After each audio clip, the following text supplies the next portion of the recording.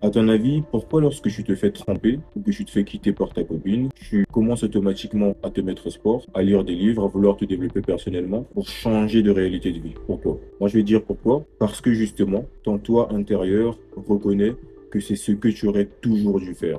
Et dans la plus grande majeure partie des cas, c'est fondamentalement à cause du manque de ces éléments que tu commences à combler après que l'acte soit arrivé, que l'acte est arrivé justement. Quand ça t'arrive, tu décides de devenir meilleur du jour au lendemain. C'est-à-dire que ta biologie te rappelle que tu aurais toujours dû être meilleur pour pas que ça t'arrive. Je ne sais pas si tu comprends un peu le ratio. Remarque, c'est que la plupart des gens, que ce soit dans leur relation, ne font pas l'effort de s'améliorer. C'est-à-dire qu'ils se contentent d'avoir soit des physiques de merde, une intelligence pas très affûtée, un niveau financier assez médiocre. Non seulement cela, ça c'est même pas blâmable parce que tout le monde est dans le processus, bon, à part arriver à un certain âge quand même où ça devient quand même critique, mais le niveau d'ambition aussi, il est mesurable.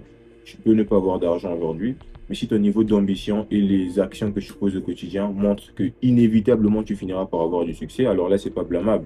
C'est juste une question de temps. Ce que je veux dire, c'est que dans les relations, les gens sont dans une zone de confort. Ils se disent que ça va, ils se prennent pour les rois de la jungle, surtout pour les personnes qui gèrent plusieurs meufs ou plusieurs mecs pour les femmes sans avoir un but clair. Même lorsque tu as un but clair, c'est quand même con parce que pourquoi tu fais ça? Ça dépend vraiment. Bref, ils se mettent dans une zone de confort où tout est acquis et où ils n'ont plus besoin de faire d'efforts. C'est-à-dire que, ah, il y a quelqu'un qui m'a accepté, ça veut dire que j'ai quand même les éléments de base qui font en sorte que je sois attirant et que la personne reste en l'occurrence. Et bah du coup, ça ne fait pas d'effort. Ça reste la même personne, ça n'innove pas, ça ne fait pas vivre des expériences intéressantes et ça devient chiant au fur et à mesure. Et on finit soit par te tromper, soit par te quitter. Et c'est après cela que tu te rends compte, ah oui, il fallait que je me mette au sport, il fallait que je lise des livres, il fallait que je fasse de l'argent. Il faut vraiment que je vienne la choquer pour qu'elle regrette. Mais frère, c'est ce que tu aurais dû faire depuis le début pour pas qu'elle s'en aille. Et c'est un peu comme les résolutions du nouvel an. C'est une décision que tu prends et tu, je vais devenir meilleur, je vais tous les choquer, vas-y. Et lorsque tu commences, quelques temps plus tard, tu interromps tout et tu redeviens la merde que tu étais, raison qui a fait en sorte que cet acte puisse t'arriver. Les hommes doivent se développer quotidiennement, sans aucune raison. Que tu aies une copine ou que tu n'en aies pas, tu dois te développer au quotidien. Que tu aies une raison de le faire ou pas, tu dois te développer au quotidien. Forcément, tu as toujours une raison de le faire. Tu es un homme. Tu n'as pas le choix, en fait. Un homme, il est jugé pour la valeur qu'il apporte, pour ce qu'il produit, pour les ressources qu'il apporte. Et une femme, elle est jugée pour ce qu'elle est. Et tu ne peux pas te mettre dans une position où tu te comportes comme une femme, sinon on ne comprendrait plus. Tu es un homme. À la base, tu as un besoin de conquérir, tu as un besoin d'accomplir des choses. C'est ce qui fera en sorte que les gens te fassent confiance. C'est ce qui fera en sorte que tu sois attirant et valorisé au sein de la société. À l'époque de nos grands-parents, à 19 ans, tu pouvais avoir l'impression qu'il en avait 35, tellement le mec, il avait vécu des choses difficiles dans sa vie et il se battait pour sa famille, il se battait pour apporter des ressources. Il allait soit à la chasse, soit se battre pour rapporter des ressources dans son foyer. Et c'est la raison pour laquelle ils étaient extrêmement valorisés. Et la différence est énorme entre les hommes de cette époque et les hommes d'aujourd'hui, parce que moi, comme je le dis toujours, la société est en train de se féminiser, ou du moins, la société est en train de féminiser les hommes.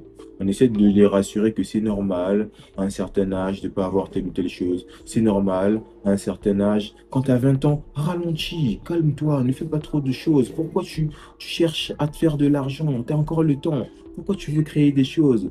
Suis tes études et sois concentré. Tu vois, des trucs un peu comme ça. On étouffe les hommes et on leur fait comprendre qu'ils ont tout le temps. Allez, il faut chill. Je trouve que c'est un grand piège. Parce que les situations ne préviennent pas. Lorsqu'une situation t'arrive, ça t'arrive tout justement. Et tu es obligé d'assumer. Et si au moment où la situation t'arrive, tu n'as pas les armes pour assumer la situation, bah, tu deviens une victime et ça devient un cercle vicieux. C'est là la différence. Si à 21 ans, durant toute ta vie, on t'a dit que ce n'était pas très important d'avoir de l'argent à cet âge-là, calme-toi, va petit à petit, sois encore l'esclave d'autres personnes, essaie de dépendre des gens, demande quand on a besoin, etc. Bah, quand à 21 ans, ta mère elle est gravement malade, ou quand à 21 ans, tu perds un être très proche et que tu es obligé de mettre la main à la pâte et que tu ne peux pas, parce qu'on t'a fait comprendre que tu n'avais pas besoin d'argent, bah, à ce moment-là, ça te fait de la peine de ne pas être celui qui peut agir. Et ça, c'est très blessant. Très, très, très, très, très blessant. C'est un piège dans lequel je veux aider énormément d'hommes à sortir. C'est un processus dans lequel moi-même je suis. Et l'objectif avec cette chaîne, c'est pas de vous montrer que je suis plus que X ou Y personne, c'est d'évoluer avec vous en même temps. J'ai peut-être un niveau qui peut inspirer certaines personnes, qui peuvent me prendre comme modèle, mais j'ai aussi des choses à apprendre et je les apprends de telle sorte à évoluer avec vous, de telle sorte à ce que vous voyez un peu mon parcours, mon évolution, pour qu'on soit justement ces hommes-là qui se tirent vers le haut. C'est vraiment ça ma mission. Ne tombe pas dans ce piège de ralentis, calme-toi. La vie, c'est pas, il faut pas être pressé, des trucs comme ça. On n'est pas pressé, on essaie juste de s'améliorer tous les jours.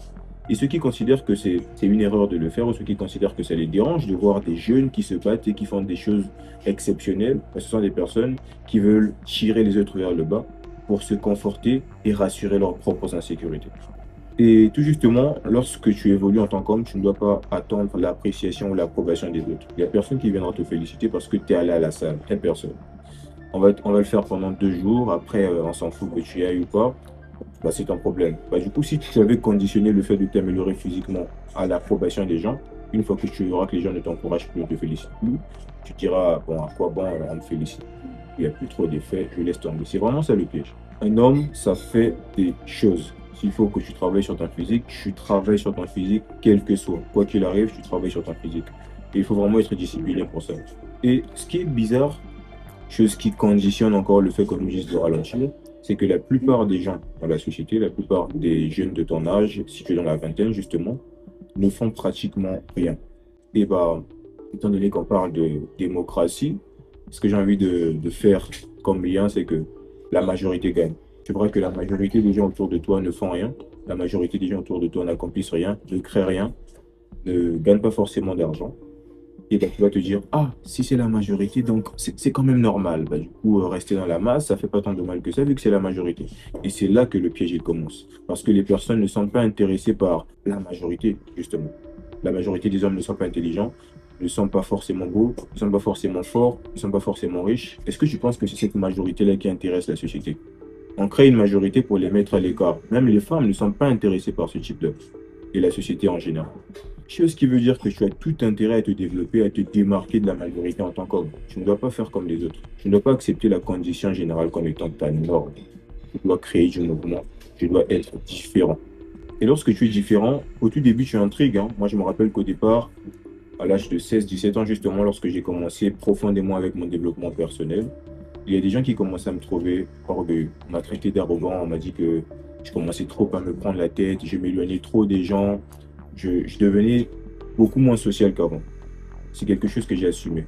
Je pouvais aussi me dire, ah oui, j'ai pris une décision qui est en train de me faire perdre mes amis, une décision qui est en train de faire en sorte que je sois stigmatisé, on me trouve bizarre, on ne m'accepte plus dans la masse. Bah, tant mieux qu'à retourner dans cette masse-là pour que je sois réintégré dans le groupe, etc. Mais je me suis dit non.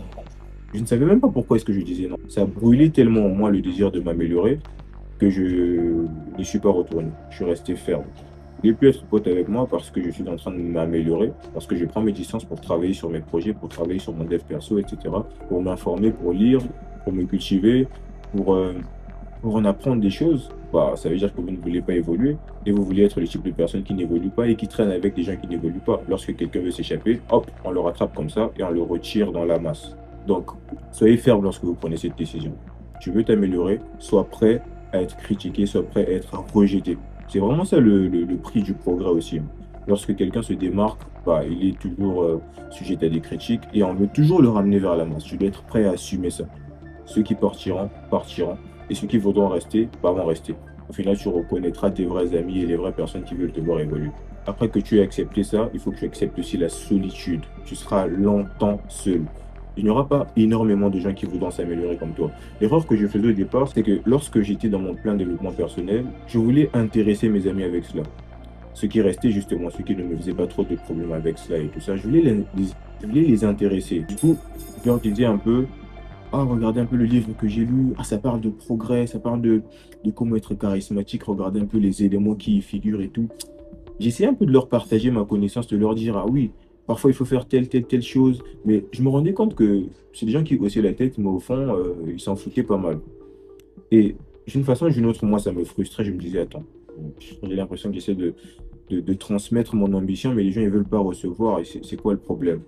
Il faut être cool avec ça. La plupart des gens ne veulent pas s'améliorer. Du coup, il faut accepter la solitude. Il faut accepter le fait que tu seras le seul, ou du moins l'un des seuls dans ce processus d'évolution ou d'amélioration. Bah, tu n'auras plus le même type de discussion avec les gens avec lesquels tu parles très constamment. Et ce qui amènera au fait que tu ne leur parles plus constamment, tout justement. Et il faut accepter cette solitude-là.